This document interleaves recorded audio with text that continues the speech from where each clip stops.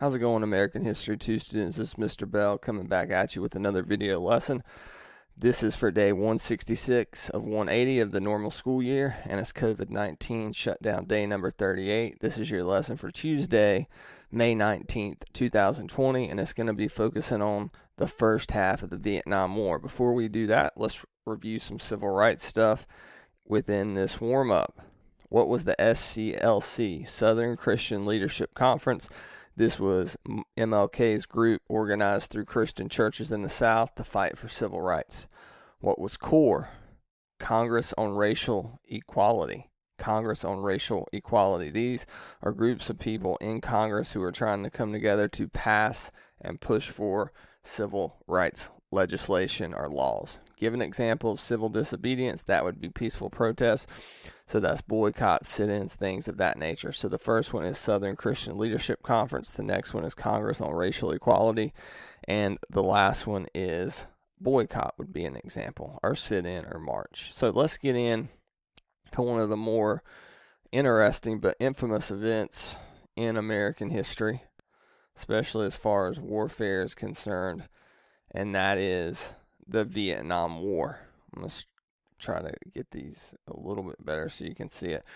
So this is Unit 6 Part 2. Unit 6 Part 1 was civil rights. Now this may be a little confusing. What I've done, since this is a very long section and usually in class takes 2 to 2.5 a day to teach, I've divided Unit 6 Part 2 up into 2 parts. Vietnam War Notes Part 1, which will be today's video notes, and Vietnam War Notes Part 2, which will be the next day, the following day's video notes.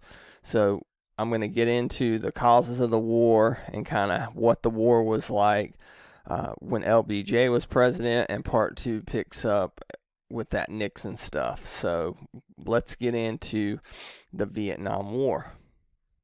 So to understand the war, you need to kind of understand what is happening in Southeast Asia at this time. But before that, before the rise of communism in Southeast Asia, I want you to think about what had happened. You had China with Mao and the revolution, the communist revolution in China forced Chiang Kai-shek out.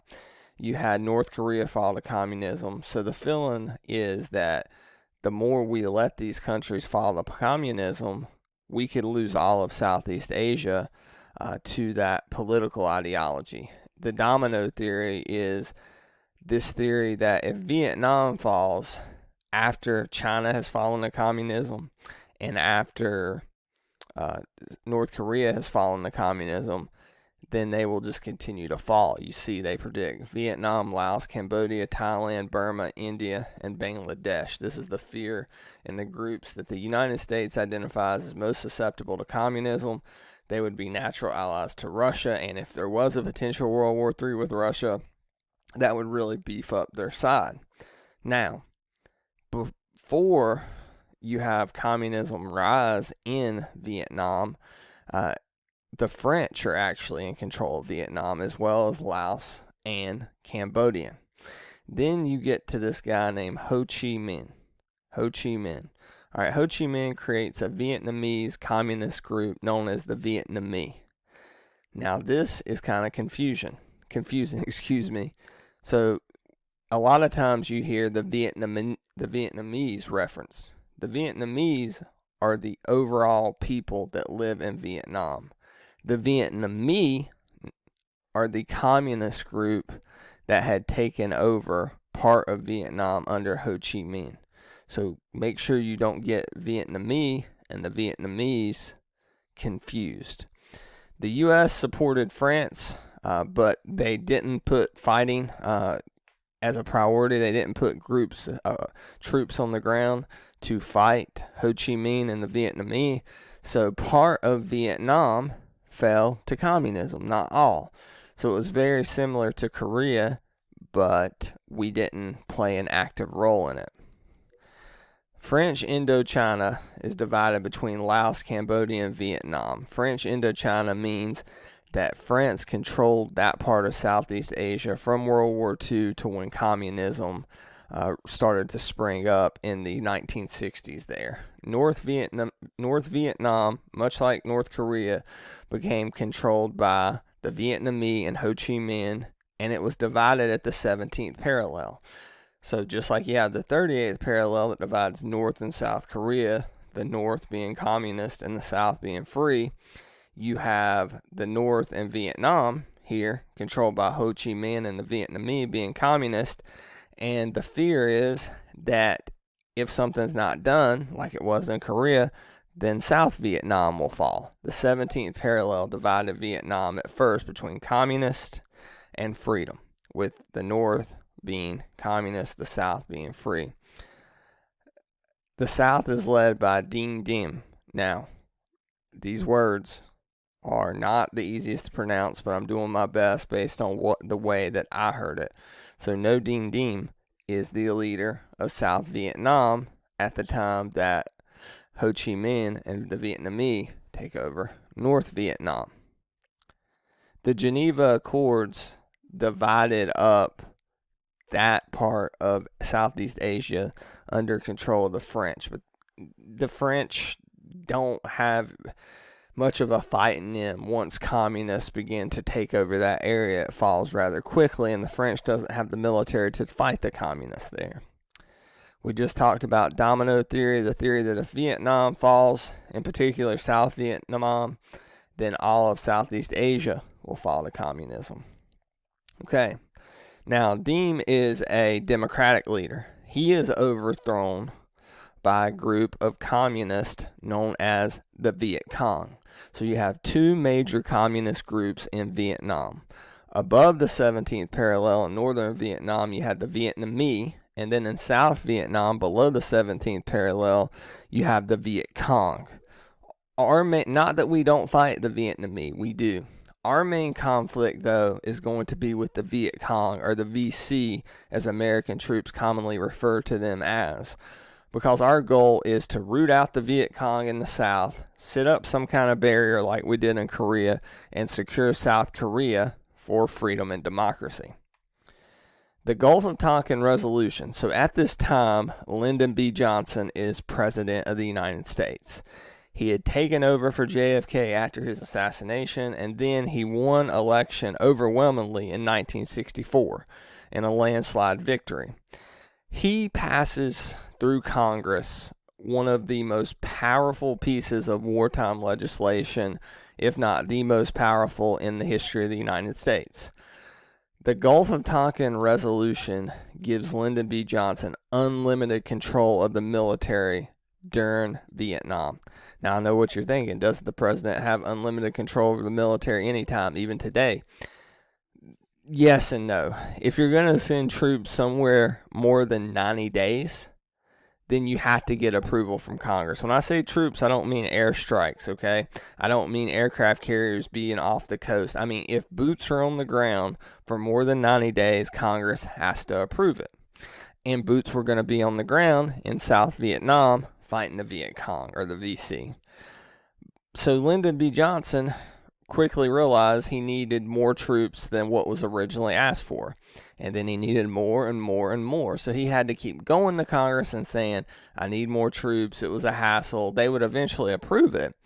So he proposed the Gulf of Tonkin Resolution that during the Vietnam War, until it's over, until the United States wins, which they never do, by the way, that he not have to ask Congress to send more troops to increase the troop number.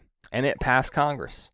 It was one of the worst mistakes in the history of the United States Congress, the House and the Senate, but it passes both. He signs it into law, and during the Vietnam War, the president, at first Lyndon B. Johnson, and next Richard Nixon following him, can escalate the war as much as they want to without having to get approval from Congress.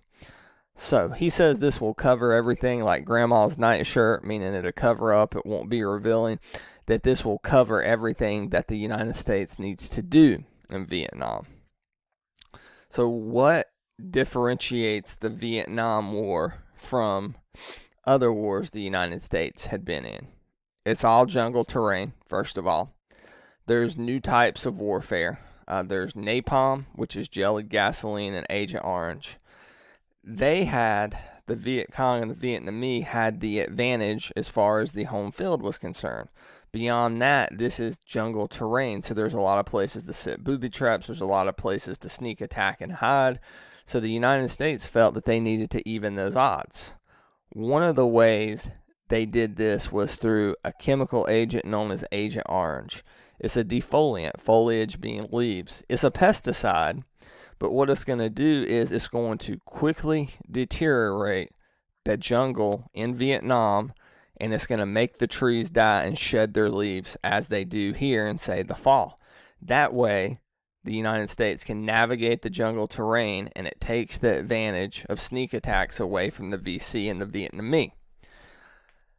As the war progresses, airstrikes become more common. Our helicopters, our bombardiers give us a big advantage over the Viet Cong there.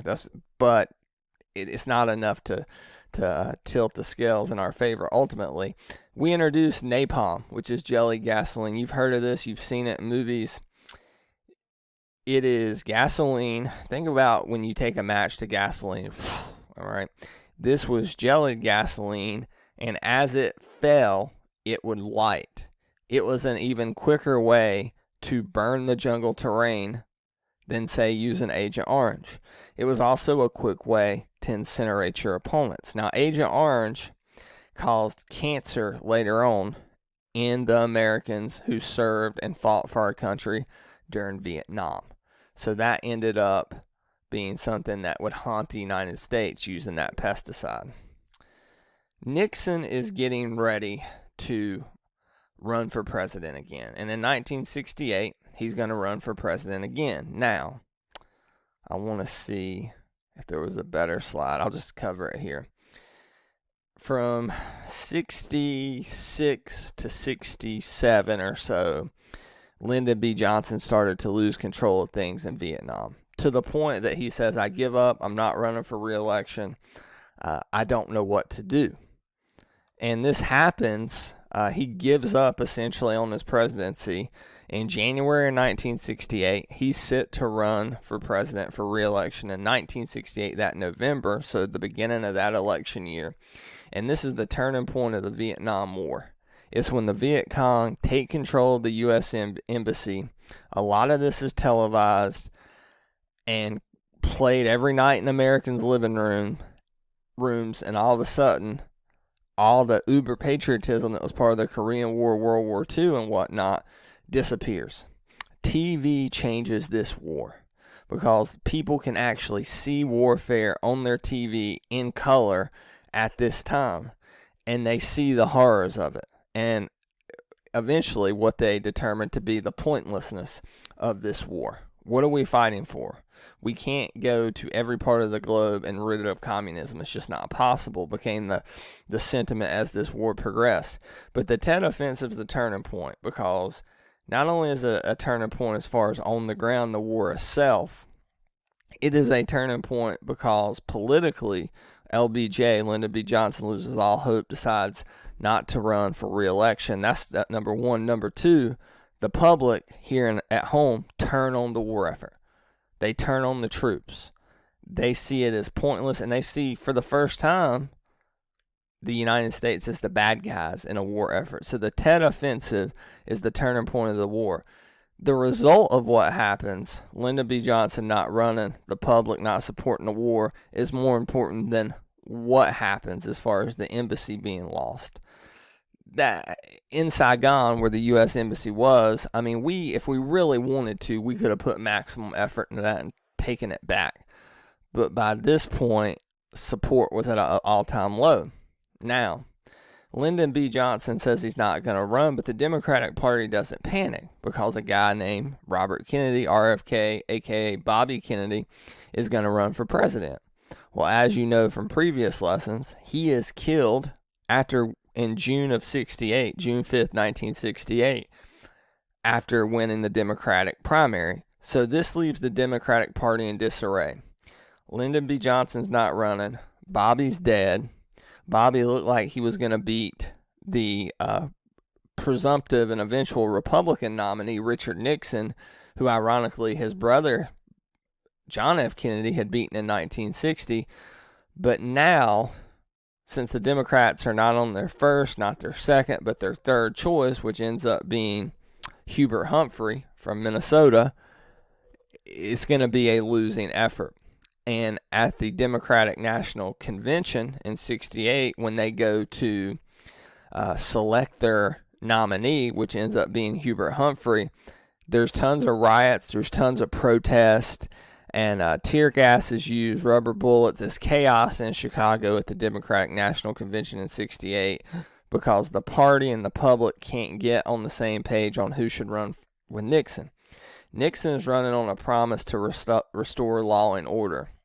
He wants to win the Vietnam War, but he also wants to restore law and order and crack down on some of these protests in the United States that have been springing up more and more and more as the war effort got worse, in particular from young people.